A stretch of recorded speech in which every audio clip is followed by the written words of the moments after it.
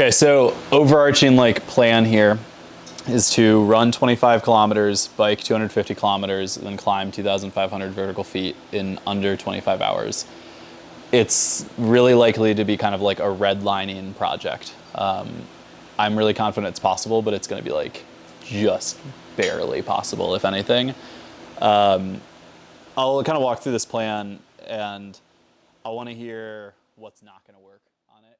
Who are you? My name is Gabe Linderman. I'm a climbing coach in Boulder, Colorado. So for the past few years, I've always picked something stupid on my birthday. You know, when I was 19, it was like, do as many pitches in a day as you could, and then I turned 20, and it was do 20 pitches in a day. Most of them were climbing related until the past couple of years, but the common theme has been that they've been too easy. We get to around 4 p.m. or 6 p.m. in the day, and we're like, all right, that's it. And sometime earlier this year, around March, I was kind of plotting and trying to see like, what's the dumbest thing I could do? Like, how hard could I overcorrect for this? So I picked kind of the hardest, like semi-reasonable goal, and this is where we ended up. Oh boy, oh boy.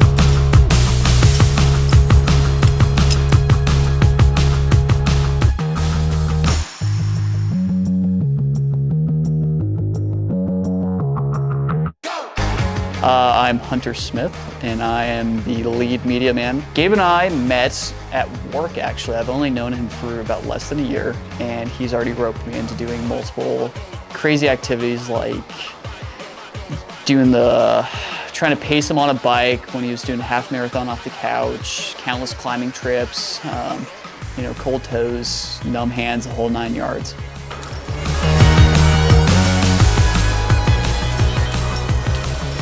Sunscreeny. Do you have a chalk bag? Fuck! You don't even have a goddamn chalk bag? Oh my god! Are you kidding me? Dude, what is going on? Guess we're passing the chalk bag back and forth. Son of a gun, dude. Oh! This day is going like pretty 5 out of 10, I would say. Main role would be like kind of main climbing support for that part of the day, and then just kind of be around and give all the emotional support, food support I can. We met 4 or 5 years ago. 5 years ago through the climbing club at Michigan. We were on like a spring break trip, and then after that he just kind of started like coming up to me saying hi, asking how I'm doing, and then I was like, I guess we're friends. And yeah, rest is history.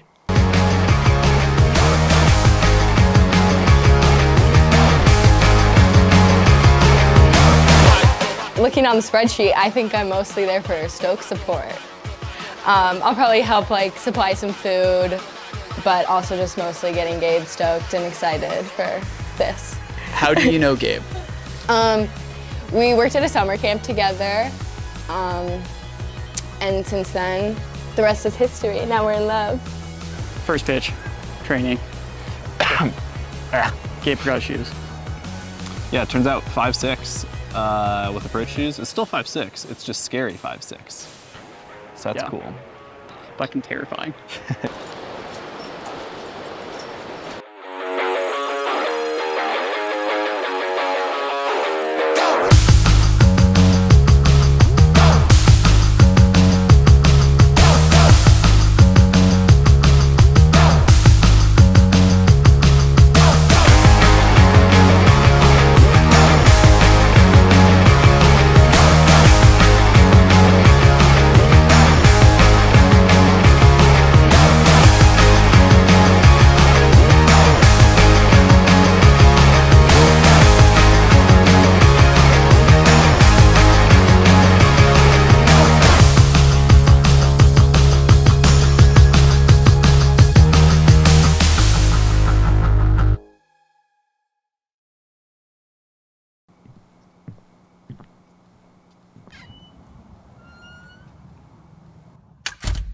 Keep that in your car.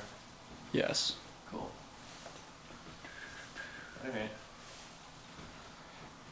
So let's start a timer for, well, it doesn't even let me go to 25.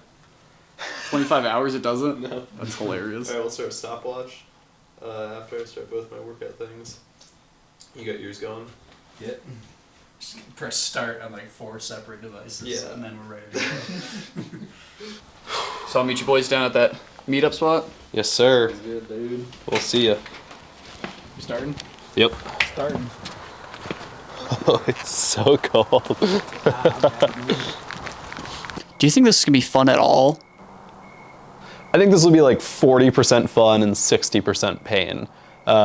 You spend 25 hours with the people you love most in the world and do all your favorite sports. Like, that's gonna be fun. Outside of that, it's gonna suck. It's gonna be awful.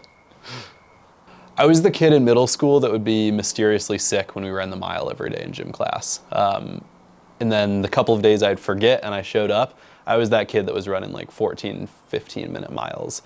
It took me a really, really long time to kind of find my place in sports and athleticism, and now working as a professional climbing coach, that identity kind of still sticks with me. I think in those moments where I'm like, oh, I really just want to be on my couch asleep, or I want to be like eating pizza in bed or whatever, I always kind of think of the people that I love and the people that love me and trying to make them proud, which is totally like a leftover childhood desire of just like trying to find people that are stoked about what you're doing. But, in mile, I guess 14 on this weekend, I think all I'm going to be thinking about is like, oh, like I want to make these people proud. Like I want to make those that love me really, really proud. Well. Dude, do you see Venus? Venus is popping right now. It's cool. It's beautiful. Freaking sick! Well, you're in the car back there? Yeah, I was on that bike path. We were like looking in there. Yeah, I looked in your car. You actually? Yeah. How did you guys miss me? I was on the trail. Oh. We went a totally different way. Oh, did you? Yeah. Okay. Your radio's not on. I know, it was in the car too. So. Oh, there you go. Okay, boys. See you, brother. I feel like a star.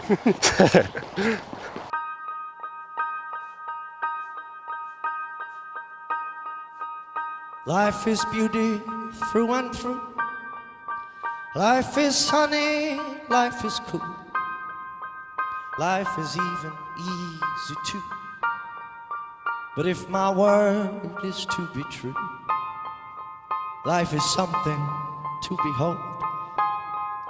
But if the truth is to be told, let us not leave out any part. Do not fear, it's safe to say it here. You will not be called a weakling nor a fraud for feeling the pain of the whole wide world. You want to help, but can't help feeling you cannot.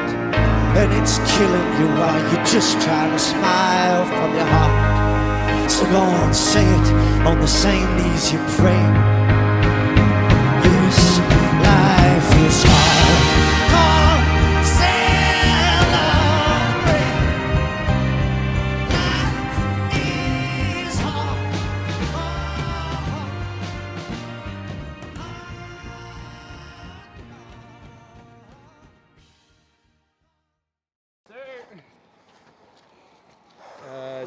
Is it in the compression sack? Or? Oh, maybe I didn't put it in there. Yeah, pull that though. Give him that shit. That one? I didn't put the big one in there. No, I have the big rep one. Oh, shit. This is food. Oh, you can give that to him too. I have another one. There you go. Sweet. All right. Sweet. Meet you guys. I'm gonna go grab your bike and stuff and then head to Chautauqua. Cool. Sweet. See you guys. What do you think is going to be the hardest part about the climbing? So I guess it's split up into 2 parts, because if we're in Eldo, the crux will be bumping into people en route. If that happens, hopefully we can just kind of climb around them. If not, then like ideally we'd find a different route of similar difficulty, which on Wind Tower shouldn't be that hard. In terms of the Flatirons portion of it, it's just a lot of walking. Like he's gonna be coming off the run, and then so we're kind of like rationing his leg energy so he doesn't completely die on the bike. So we ended up doing dodge block first, which is this like 5-0 on the second Flatiron. It runs parallel to freeway, which is kind of the ultra classic that hundreds of people do every weekend. And it was really, really fun. Both me and Andrew were like a tiny bit tired, but Mike was there, he was stoked. We just had our first meal of the day. Everything just went well. Then we ended up doing freeway, which is arguably the most well-traveled route in all of North America. And it was lovely. It is 9:58. Gabe did dodge block about 12 minutes ago, I want to say. We have officially been doing this for about 4 hours out of the 25 hours. Making great progress. Hunter, we are just starting up the second. Reading you loud and clear, Gabe. Go ahead on the second.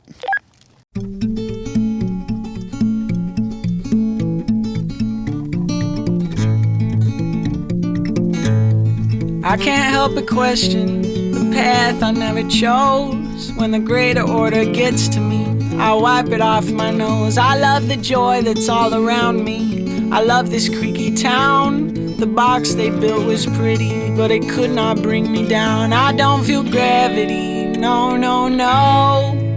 I don't feel gravity, no, no, no. When people say to me, you don't lead, you follow. I don't feel gravity, no, no, no. Okay, how you feeling? Feeling good. Ready to get on a bike. But we're well over halfway done with the climbing. Wait, that's not true. We're just over halfway done with the climbing. Perfect. Rectify, he spoils the conversation, and I always wonder why. I don't feel gravity, no, no, no. I don't feel gravity, no, no, no. When people say to me, you don't lead, you follow. I don't feel gravity, no, no, no.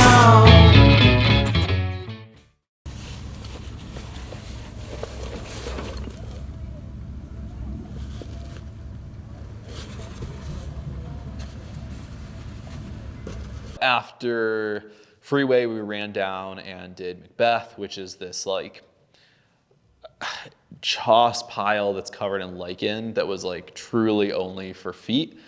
It's like right off a super busy trail.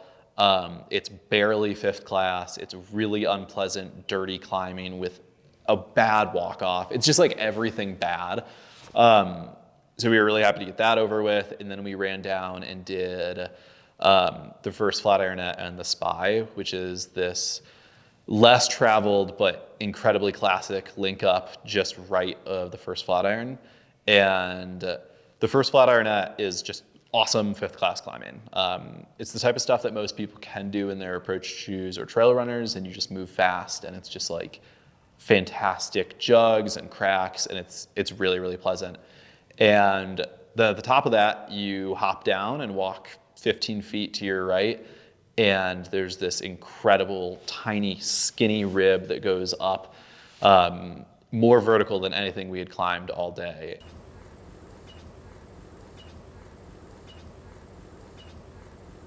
That was sick. Hell yeah, dude.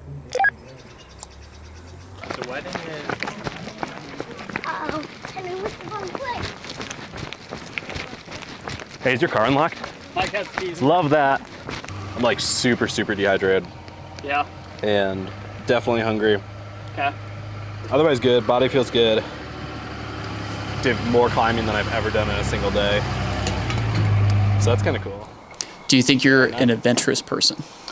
I've never really self-identified as being adventurous or spontaneous before. I'm the kind of person that, organizes my life with Google Sheets and Google Calendar. I plan trips 5 or 6 months out. I'm super organized. I don't like being uncomfortable. I'm just kind of like the opposite of adventurous in every way and form. Both my parents never really took the outlook of pushing me in athletics. They were always kind of like, do what you care about and pursue the things that you love. But they're both kind of fixers. They were always kind of identifying problems or weak spots in my background and saying like, oh, you should try this because it's gonna make you better. It's how I ended up, taking guitar lessons for like 6 years and never really got better. My dad just thought, you should be good at this thing. And that's how climbing started as well. I started climbing because my mom found out that I was scared of heights and she dragged me to the climbing gym, and it kind of worked. What is the point of doing big things in the outdoors? So my dad died when I was 19, and it was the type of thing where he was totally fine one day and then he didn't wake up the next day. And the thing about my dad was he was always waiting. He was always kind of waiting until he could retire and have fun. His day-to-day life wasn't something he super enjoyed. He didn't like his job. He was always just kind of like waiting until the next chapter of life, and then he died. So he never got that. And you know, like your dad dying when you're 19 sucks for a million reasons, but more than anything, it just scared me. It scared me to think about waiting until good things can happen. So the way I live my life now is I don't really wait for things. I try and cram in as much living as I possibly can to every day, to every week, to every month, because I know I might just not wake up the next day. And, you know, God forbid I'm on my deathbed tomorrow. I want to be really proud of all the like fun things that I've done. Could have certainly been handled better in my part. Oh man, I should have had a Rab shirt forever. Dude, they're so nice. Put that in there. In there. Put that in the film. Rab, we love you. Rab, we love you. This shit is great. I think they went 1-11. And they beat like an FCS team. It wasn't like a real Yep. football team. I can take those too if you need it.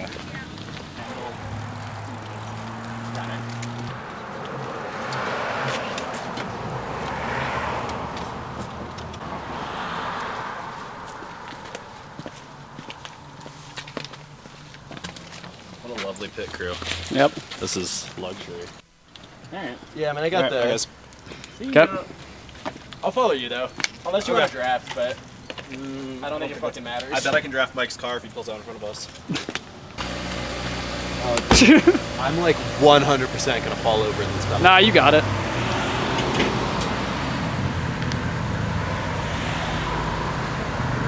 Alright, bye. See ya. I'm going. What do you think the worst part is going to be for Gabe? The biking. He has not trained as hard with the biking, I think. And I think that saddle, whatever it's called when you sit on the bike for too long, is gonna hit him a little bit harder than he expects. How many hours is he biking for? I'm gonna say the last, let me see. If we split the bike into 5 portions, parts 3 and 4 are gonna be the worst part. Biking sucks. Like biking to work, biking to school, like that's fun for sure. Biking for fitness blows. Like your ass hurts, your legs hurt. You might get hit by a car on any given day. It's just like a bad activity. It's a bad sport. That 3 miles went great. Oh yeah? Yeah, if I could be done. Only like 152 more. That's actually a good way to look at that. We're putting dents in it.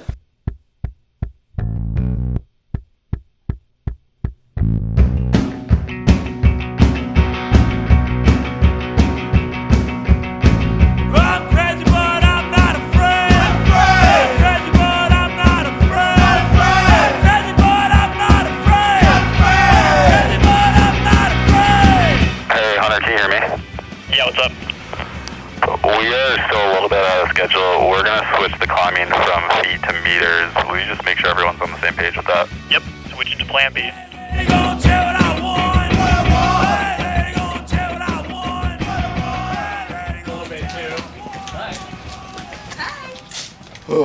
How'd it go? Had our first road rage. A dude was just angry that we rolled through a red light and he couldn't. Oh. And he was like, "Ah, you follow the rules." Yeah. So what sparked the meters to, or feet to meters? We're going so fast. Yeah, are we? So How are you feeling? Not good, but like about what you'd expect. Okay. So we're gonna talk to the crew and see if they're up for it, but it's I mean, I think it's a gimme. the crew has talked to itself, and I think we're down to clown. Down to clown, he says. The crew has Oh, I get to take this crew off has for a hot sec. Yeehaw. How sweaty is that thing? It's just wet. Gross. So very sweaty. Yeah, everything's wet. Everything needs to be changed. Okay, cool. Sick. Only one. Right, dude? Casual. Good job. Make it casual.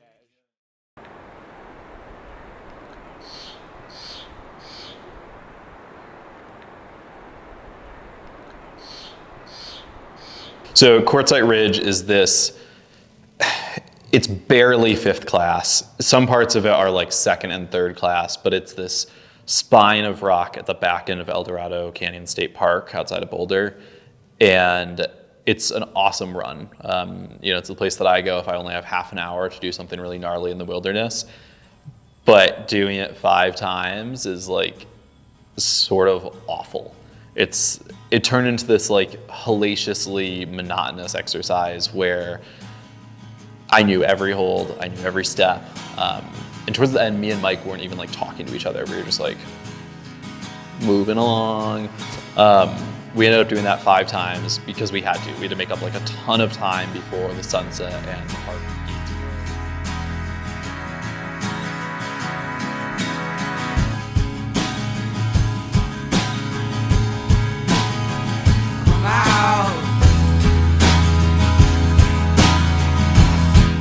Dude, this little dude just scared me so much. What's the stoke level at right now? Stoke level is probably like a 3.5. You're almost done with the climbing, come on.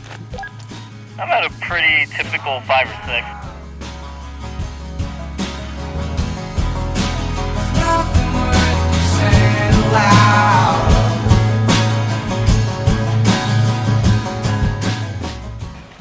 Alright, we're back to like type 1.5 fun. Oh, are we back? A little bit of fun. That was a pretty quick lap. Yeah, that was freaking fast, guys. that was like our PR on that by 10 minutes. Okay, Mike. Oh, yeah. You fill up that thing. Alright. So, that was 2 hours and 40, wow, that was really, really, really fast.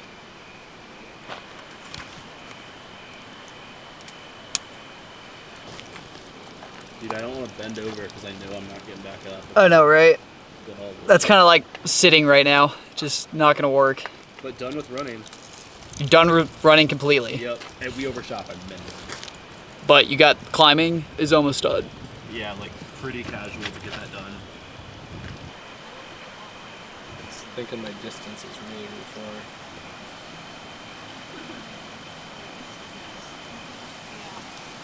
Oh, it's just a weird little, whatever, I know the route I'm taking. Same one as the running one? Mostly. Cool. I'm gonna dip then and get ahead of you guys.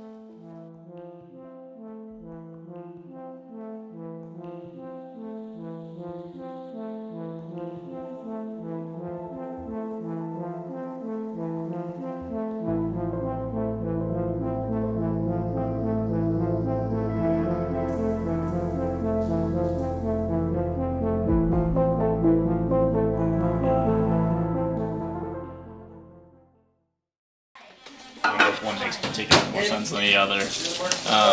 But 3 crags would be Castle Rock, Nip and Tuck, and Bowling Alley. Can you tell me the breakdown of like how many pitches and what grades of what crags? Including laps, it will be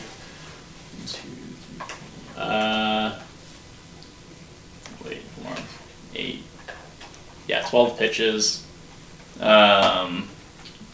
With the option to add a 3rd crag. So, What would be a 3rd crag? Bowling Alley. Is there any way that we can make it so at Castle Rock I only have to do 1 pitch? Okay.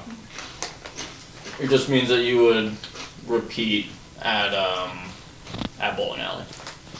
Okay. Alright. Yeah, we should probably keep moving. Yeah, let me queue up some stuff and go pee. Seek. Giving me some anxiety, time anxiety. I'm gonna go to bed. I'm going to sleep after this bike section.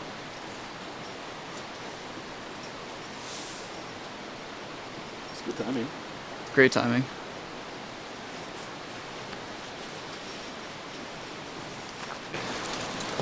Oh boy, oh boy. We're definitely cruxing. Pretty hard. Time's at 1 o'clock in the morning. Yeah. Bad time. Having a bad time. Oh. This pizza is like in a battle. Gravity's winning right now, but like not by a lot. Hey, do you remember when you said pizza's exactly what I wanted? It's so good going down, and it's not going to be as good coming up. Stop there. Oh boy. Alright. Let's get the shit over with and I'll get on a bike and we'll knock out another 35 miles. Here we go. How many times do I need to do this to only have to deal with the other routes once each? A lot. Like 12. Yeah. Right? Yes. Well, I'm gonna start climbing, but that's what we're gonna... I'll start calculating. Yeah. Jesus Christ! Don't like to belay you. I don't super care, but whoever blaze me needs to lower me super slow because I'm so spooked.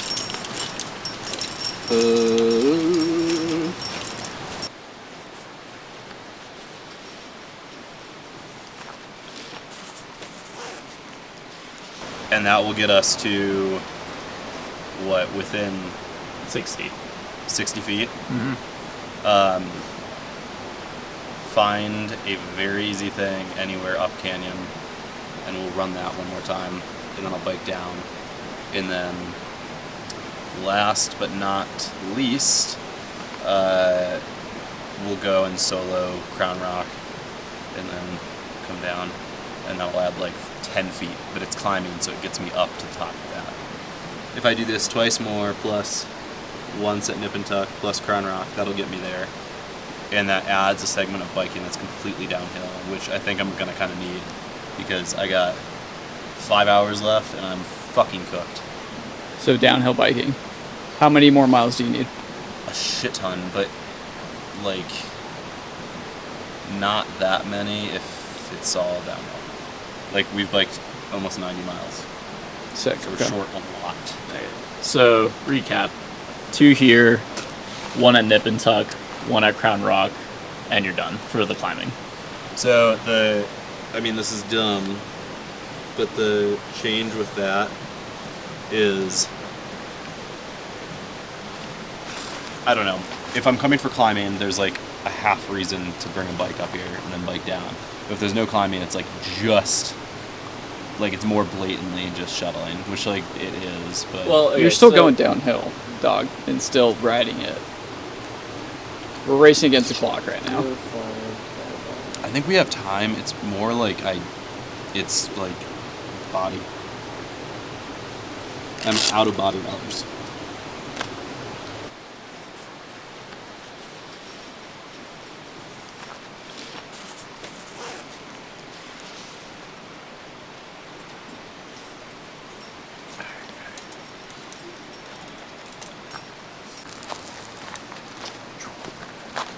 Yahoo!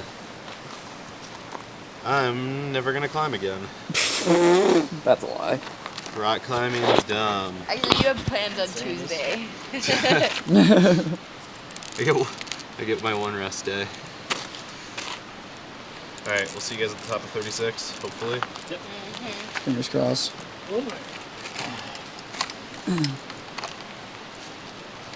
Spray all your shit. Yep.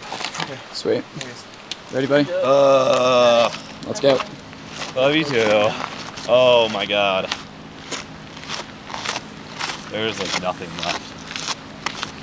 Like, there's just nothing left.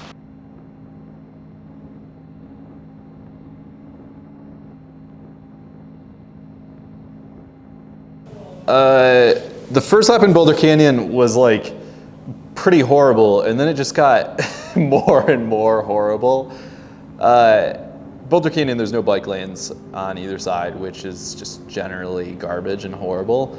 And it was the only part of the whole day where I had a car right behind me, which was really nice. So Hunter drove behind me the whole way, which made it feel safer, especially when there was a giant moose on the side of the road.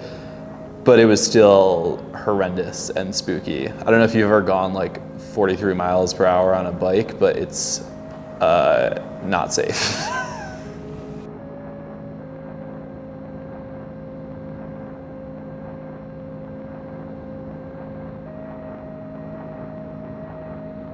What is gonna be the worst part for you? Just watching him like doubt himself in this, because I am really, like, I've been here through all of this training and I'm really confident in his ability to like perform. And I think he's like talked about how like, he's like, this is when I need people to like get stoked because I'm worried I'm not gonna like want to keep going.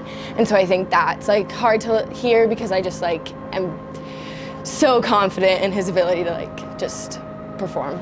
So I don't want him to doubt himself in that.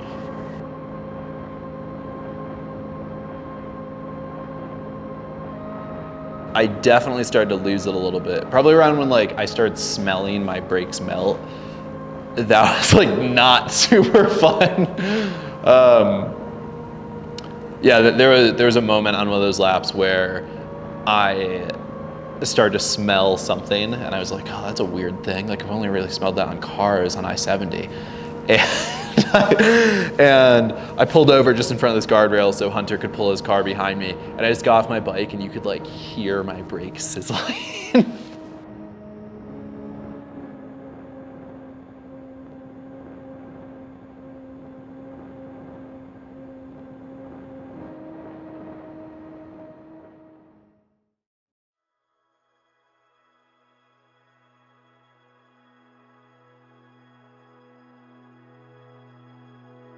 What is one piece of advice that if Gabe fails, that you want to tell him? I just want him to know that like everyone's so proud of him, and that at the end of the day there's few people that would even attempt something like this and would go through all the like strenuous training and the planning and everything that he's done to get to this point, that like he should also be proud of himself.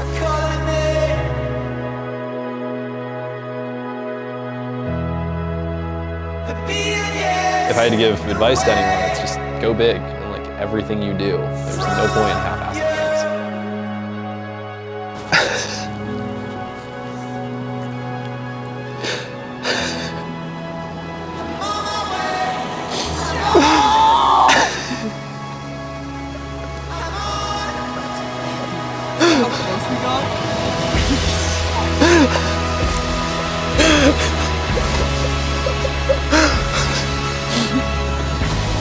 We got it by 29 seconds.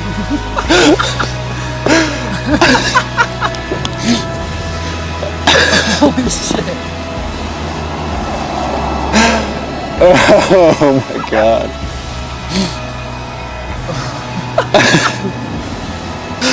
Oh my god. That's fucking insane. Happy 25th birthday party. You know, when you pour a year's worth of training and planning into something really big, you kind of expect it to change stuff. You expect your life to be different, or expect you to be different as a person. But that sort of arrival fantasy isn't really reality. It's not like I feel a lot different. It's not like I've changed as a person. And what's been a really interesting experience is, as someone who grew up not being very athletic and someone who has never really performed at the top level of athleticism in anything, I assumed, you know, like you get a couple sponsors and you make a movie and like all this stuff changes. And, you know, maybe that's true for some people, but for me, it was just like, okay, cool, what's next? Maybe like 3 weeks before we actually did this whole thing, I was already thinking like, okay, what's my next thing gonna be? Like, what's my next goal? What's my next plan? And maybe that's just the person that I am, but I think for most people, when you set this big goal and pull this expectation into it, oftentimes it just becomes kind of the stepping stone in this really large game of life.